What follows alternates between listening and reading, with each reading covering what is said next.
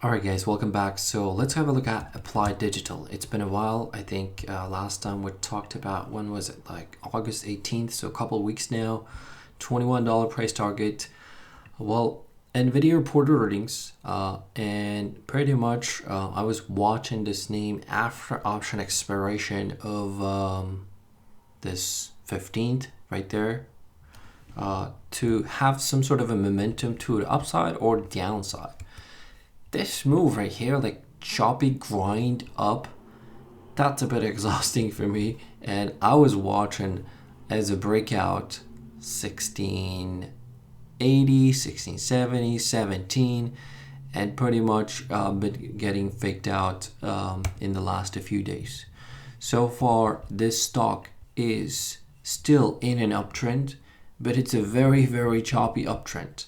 We know, if you just go back, take a look at this stock's chart, this is the way it trades. Okay, there's, of course, I shouldn't be surprised that this stock trades in such a choppy way, even if it's uptrend or downtrend, but that's the way it trades. Okay, so right here, right now, I'm watching this 20-day moving average as a support. If it doesn't hold, I'm watching 50-day moving average as a support.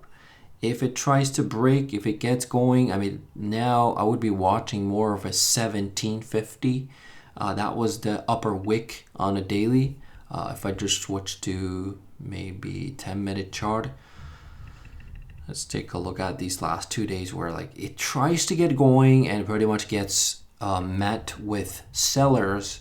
And of course, on Friday, overall market dipped as well. Small caps sold off, tech sold off, and all that stuff.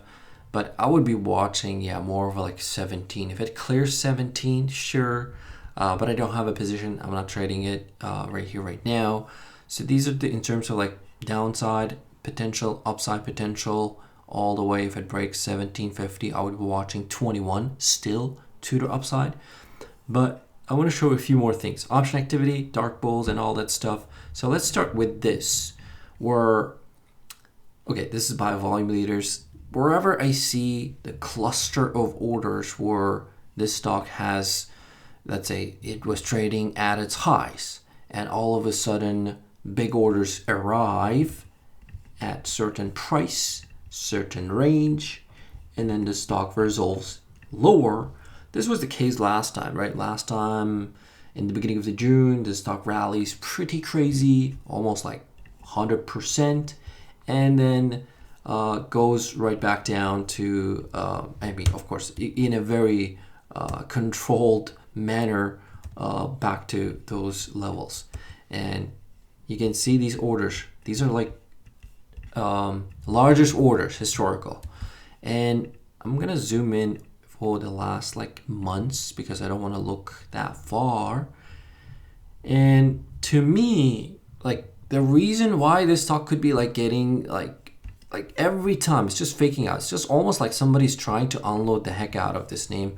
And if I go take a look at volume leaders orders, and I just want to see largest, okay, let's say, I'm doing 20 largest, but I can switch to 10. But 20 shows me a bit more, where I'm seeing a lot of orders. Anytime it just tries to go higher, these orders come in and the stock goes lower. These orders come in and the stock goes lower. Orders come in, stock goes lower. So if price does not resolve above these prices, essentially 17, to me, these are all profit takers and pretty much sellers. If price resolves lower, let's say in the next couple weeks. So summer snooziness is officially over.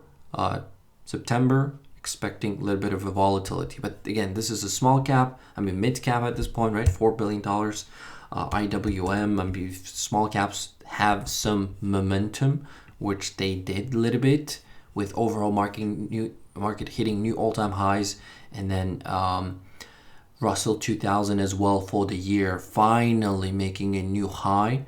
But again, it's still below November highs. Okay, so if overall small caps catch a bid and Nasdaq, let's say S&P, take a break or just we see a little bit of a rotation after September rate cut, possible rate cut. A lot of people betting on that one essentially.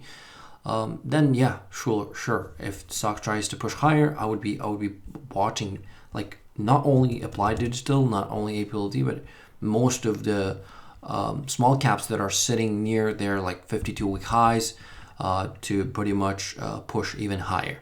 But in this stock's case, so let's take a look at, I want to take a look at, so that we looked at the price. Okay, so the ARPU orders, I don't need it anymore. Revenue, yeah, you can see like quarter over quarter, it's been going down actually, but we know that they signed a contract with CoreVive, and CoreVive gave them, they gave CoreVive a bunch of warrants, and then did they sell a little bit of it?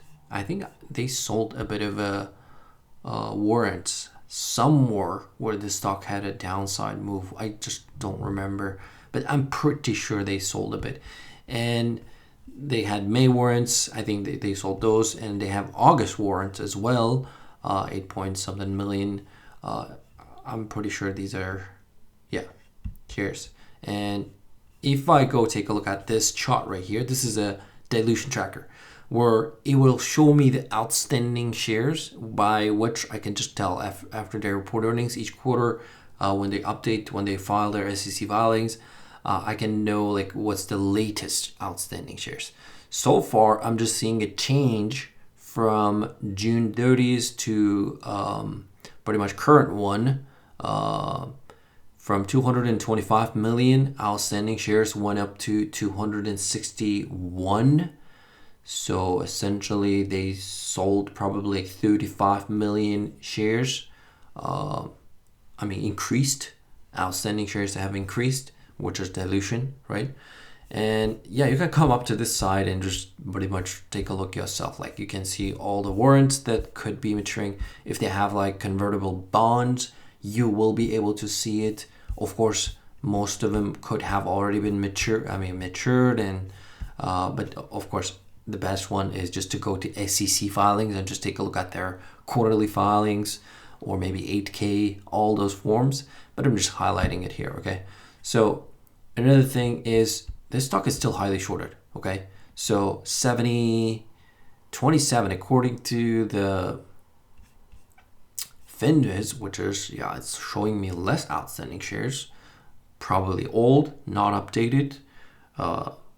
It's showing the 27% short float. Another way I look at the short data is I just come up to this chartexchange.com and just take a look at like daily volume and borrowing rates, and I'll just look at it here just to be more like up to date. And if I take a look at it in the last, I want to say 1+ week, the short volume is higher than before, where it was trading like 30%. The total volume from traded total volume, let's say in the beginning of August, it was like 30, 27, 33, 42, 46. And then you can see in the last 4 or 5 trading sessions, 50% of the volume daily, 40, 54, 61 even right there. And again, this may not be 100% accurate data, but I just use it, okay? So you can do your own digging on that one. But I'm seeing a little bit more shorts showing up. They could have been putting a bit of a pressure too, not only profit takers, and that's why it just feels super tricky, especially for someone who trades option, like I trade option. It's just getting chopped up, and it's a bit exhausting summer for me personally when it comes to like keeping an eye on small caps, because large caps, they were not as volatile, but hopefully September brings some opportunity. But if it pulls back, definitely be looking for support area of 13, somewhere around this 50-day moving average. But other than that, pretty much that's all I wanted to cover. So I'm still watching it to the upside, but again, if it gives up 20-day moving average, that's not gonna look bullish short term, which is at the moment $15 and 20 something, which is in an uptrend, this blue line on my chart. But yeah, that's the update for Applied Digital. I don't have any shares. I don't have any options. This is not a buy or sell recommendation. This is purely for educational and entertainment purposes only. Thanks for watching. See you in the next one. Peace.